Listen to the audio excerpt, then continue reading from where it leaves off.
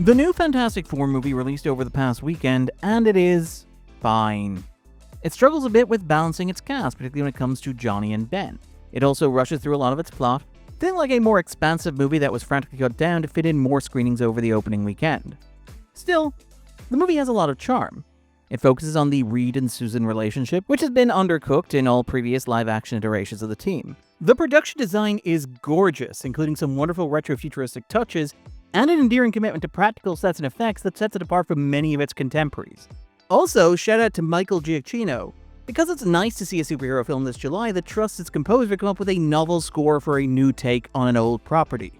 Plus, when it comes to his punny soundtrack titles, I'm all for it. The film has some big ideas, a clean structure, and the good taste to steal from some of the better science fiction films of the past decade or so.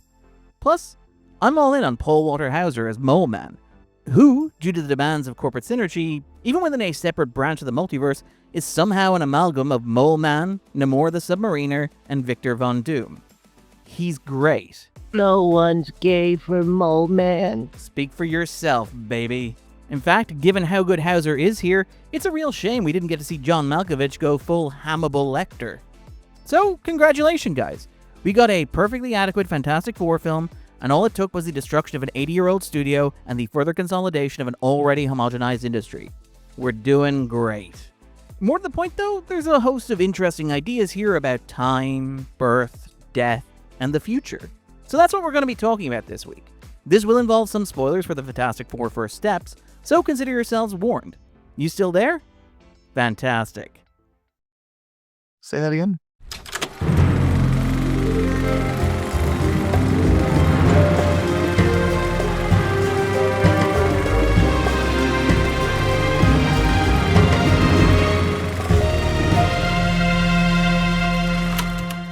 Good to be in something from the ground floor. But lately I'm getting the feeling that I came in at the end. The best is over. Many Americans, I think, feel that way. One of the interesting things about the new Fantastic Four movie is the sense that it comes in towards the end of the hero's career. It's not just that the film skips the team's origin, it begins 4 years into their tenure. Reed Richards and his family are so far into their superheroic careers that they've already defeated classic Fantastic Four foes like Moleman, the Red Ghost, and the Mad Thinker, as handily recapped in a television show montage that opens the movie. The film joins Reed and Susan so late in their career that many of the team's iconic villains do not even appear. The Red Ghost, played by John Malkovich, was cut from the movie. Reed casually deals with the team's comic book rogues, like the Wizard, Diablo, and Puppet Master, off-screen. There's some indication the team already have some history with Victor Von Doom, with Latveria refusing to honor the team in a ceremony near the start of the movie. By the start of First Steps, Reed and his team have won. They have solved everything. And yes, that was a comic book reference. In this world, where the Fantastic Four have won, time is frozen. The film is set in an alternate universe branching off from the mainstream Marvel Cinematic Universe continuity, stuck in a perpetual retro-futurist version of the 1960s. Evoking both the classic Fantastic Four comics and also Brad Bird's The Incredibles, a film that owes a lot to this superhero team, which the marketing is very, very anxious for you to remember. Audiences are calling Marvel Studios' The Fantastic Four a live-action Incredibles. At the start of the film, the family are living in a hermetically sealed bubble akin to one of Sue's force fields. They are beloved celebrities and icons, entrepreneurs and explorers. They have action figures and cartoons. They live in the Baxter Building, a gigantic skyscraper adorned with a 4.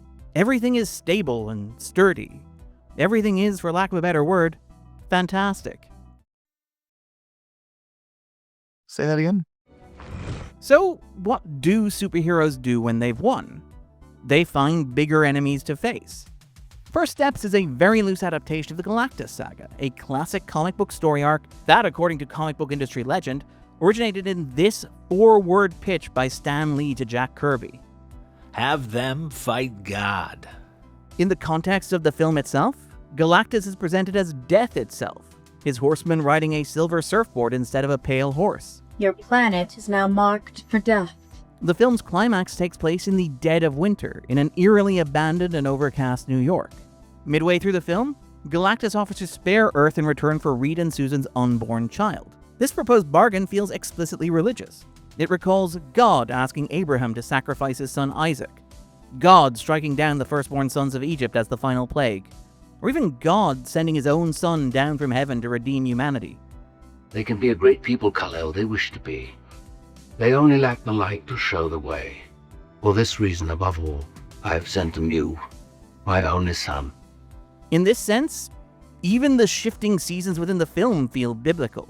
After all, to everything there is a season, and a time to every purpose under the heaven.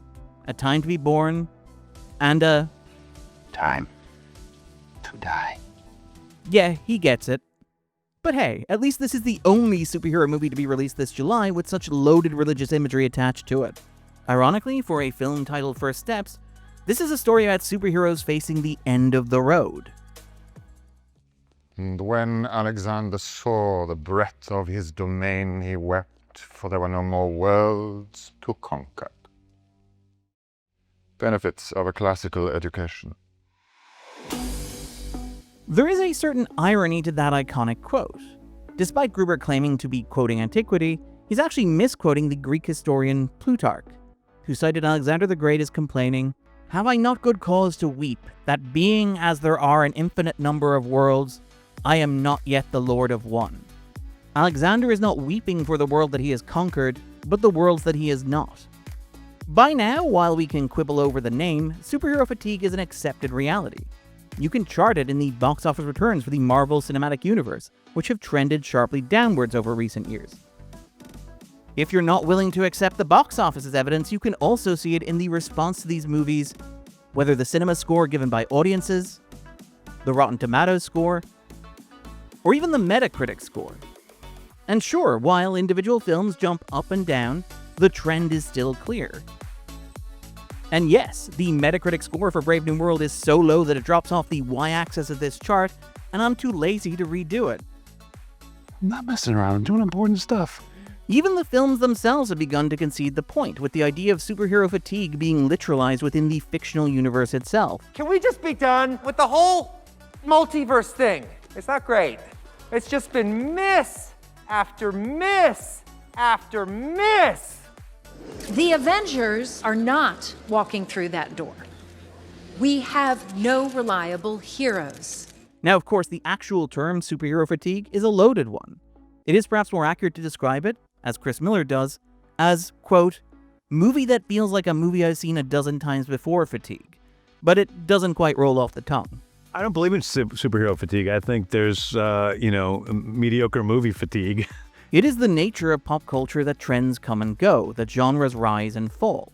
Musicals and westerns had extended eras of popularity, but eventually faded from the spotlight. Those genres didn't die or completely go away, but they reinvented themselves and came to occupy a less central place in the culture.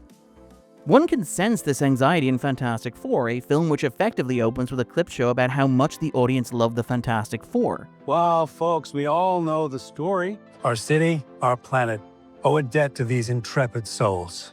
And while we can never repay them, we can certainly celebrate them. Based on the opening moments of this film, you'd think that the Fantastic Four was a tried and tested theatrical property, not a film franchise that has to date produced no fewer than 4 consecutive stinkers. And yes, I'm counting the Roger Corman movie in that. If the film tells you that you know and love the Fantastic Four and repeats it hard enough and often enough, I mean, would beloved British television institution Mark Gatiss, co-creator of Sherlock, lie to you? Would he lie to you? It does feel notable that both Fantastic Four and Superman, the 2 big superhero movies of July, both feature extended second-act sequences of the characters trying to escape the gravity of a black hole or neutron star, the cold, blackened, dead remnants of stars that once shone brightly. It's almost as if the genre is haunted by subconscious fears about the strong pull of oblivion and inevitability. Right now, the major studios are facing the question of whether this cycle of decline and erosion is inevitable and inescapable. Can it be solved? Are we safe? I don't know. Is it possible to remain frozen in a particular moment forever, as Reed and Sue seem to be stuck in a perpetual 1960s? Can a solution to this seemingly insurmountable problem be found within the next year or so, conveniently before the release of the next big Avengers crossover movie? Galactus' intrusion into this otherwise hermetically sealed 1960s world is a reminder that death comes for all things. A in Arcadia, Galactus. Reed and the team are not fighting a supervillain, they're fighting entropy and inevitability. I'm not afraid of death. I'm an old physicist. I'm afraid of time. Fantastic Four borrows very heavily from two of the most influential science fiction films of the past decade or so, Christopher Nolan's Interstellar and Denis Villeneuve's Arrival. Both of these movies are stories about time, in particular the idea that time takes a toll. It cannot be cheated, it cannot be evaded. By virtue of their medium, comic books exist in a perpetual present. Superman and Batman are both typically men in their mid-30s, despite the fact that they've been published for almost 90 years now. Peter Parker is stuck in an unending 20s. My back! Oh, my back! While Hollywood studios are working hard to build a deeply creepy, uncanny future, the truth is that live-action media cannot replicate that facet of comic book storytelling. Time moves on. Actors age and die. Time is a major theme within Fantastic Four. We make a point to do family dinner every week. Sunday at 7, on the dot, no matter what. But never late for Sunday dinner. You're late. The film takes place over the course of a year, bookended by television specials marking the group's 4th and 5th anniversaries. The seasons subtly pass within the movie. Reed complains that it would take 10 years to figure out Galactus, but he has only months. The clock is ticking. There's not enough time. The team escapes the Silver Surfer by trapping her within the time dilation field of a neutron star. Even Ben grows a beard over the course of the movie, as sure a cinematic mark of the passage of time as anything. Oh, you're so stolid. You weren't like that before the beard. It is very telling that the most significant change the film makes in adapting the Galactus saga is the addition of Franklin Richards, Reed and Sue's baby boy. The child first appeared in Fantastic Four Annual Number 6, published in November 1968. This was published more than 2.5 years after the final issue of the Galactus saga. And don't worry, there will be a test later. Of course, in the comics, Franklin Richards goes on to have a very long and complicated relationship with the Devourer of Worlds, but his addition to First Steps is an interesting choice in the context of this narrative. To be fair, the Fantastic Four is not the only recent entry in the Marvel Cinematic Universe concerned with progenation. Many of the more recent films and shows have been focused on relationships between established heroes and their biological or surrogate children. It really does feel like the past couple of years have been Bring Your Child to Work Day in the MCU. Once you begin noticing it, it's very hard to unsee. This trend extends even beyond Marvel into the wider genre. This marks an interesting transition within the superhero film. Historically, superheroes have been defined by their relationships to their parents, whether surrogate or biological. You're a vain, greedy, cruel boy, and you are an old man and a fool. You were wrong to abandon him. I chose my people. You were wrong! In the early days of the MCU, for most of the heroes, their defining relationship was to their father. There are undoubtedly a number of factors driving this change. The most obvious is time. The target market for these films has shifted. The MCU is now 17 years old. The teenagers who went to see Iron Man are now fully grown adults with Disney Plus subscriptions. A couple who went on their first date to see The Incredible Hulk could presumably be taking their child to see Brave New World. They should also probably get better taste in movies. The MCU has taken its core audience from one side of the classic 18 to 34 demographic to the other. Indeed, while demographics suggest that younger audiences are more likely to regularly go to the cinema than their older counterparts, this is not always the case with this franchise fare. If anything, the audiences for these movies are skewing older. 70% of the opening audience for Thunderbolts was over 25, as compared to 54% of the opening audience for Endgame, which was under 25. 65% of the audience for Wakanda Forever was over 25. That's compared to a 50-50 split for Black Panther just 4 years earlier.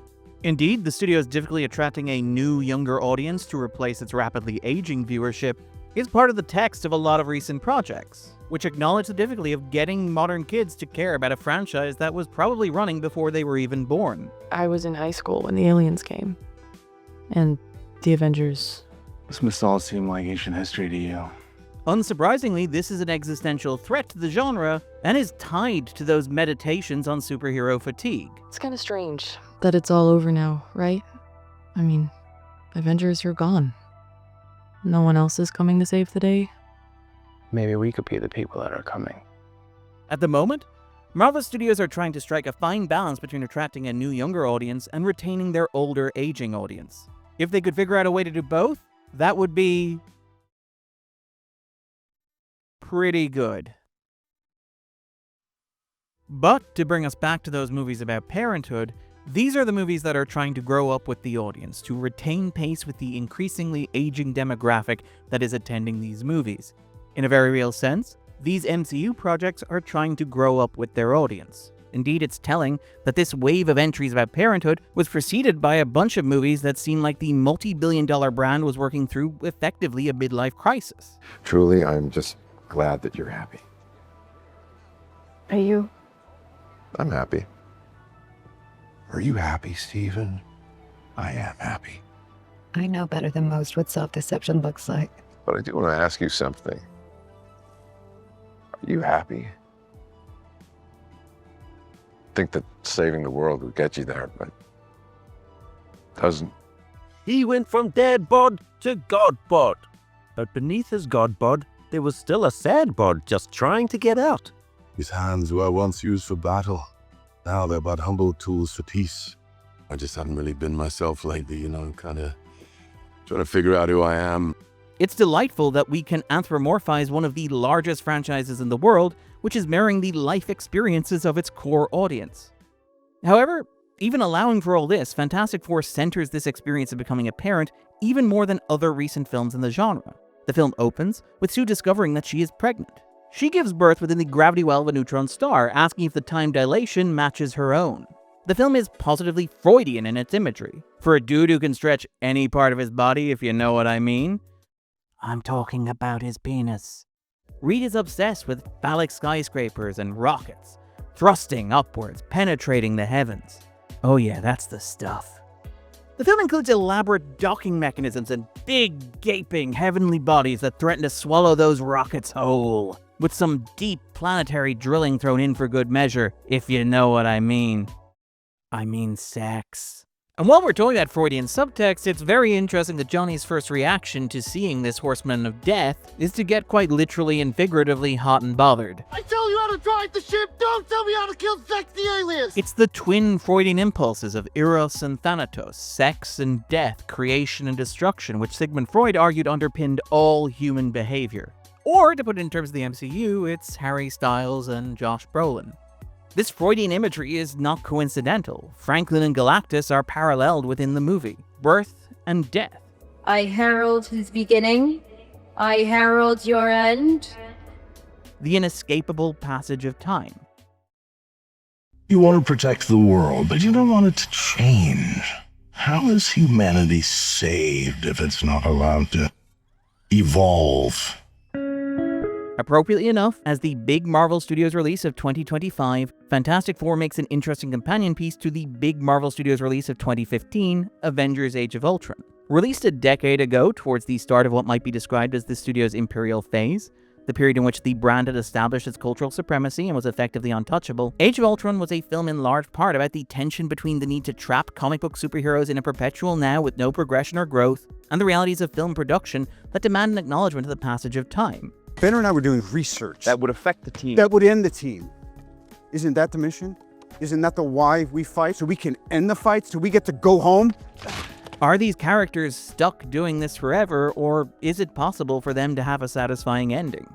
Age of Ultron is a Frankenstein narrative, a tale of warped and grotesque reproduction, about how these heroes can never have kids because they can never be finished. They must live in a perpetual and unending second act. In Age of Ultron, Natasha Romanoff and Bruce Banner are forced to acknowledge that they can never have children. There's no future with me. I can't have this. Kids.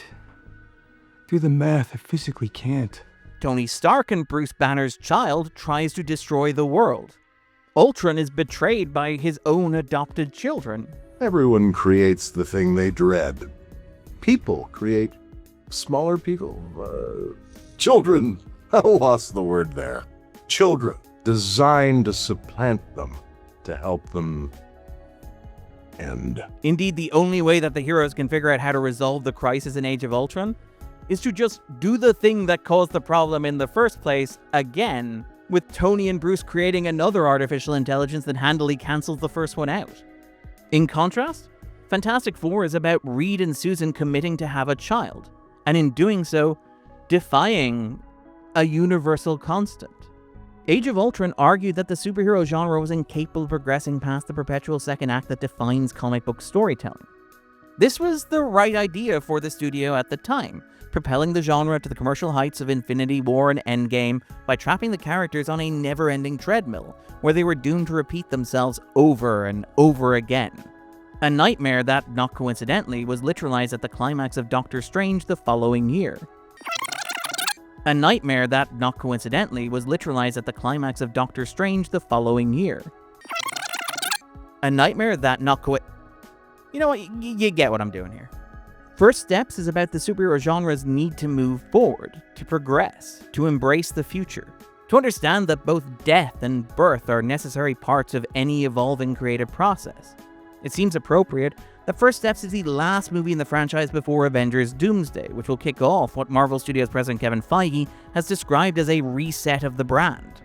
Forget Galactus? The Fantastic Four's true adversary is time. As Doomsday approaches, can the superhero genre truly stretch itself? I've been Darren Mooney, and this was The Backdrop.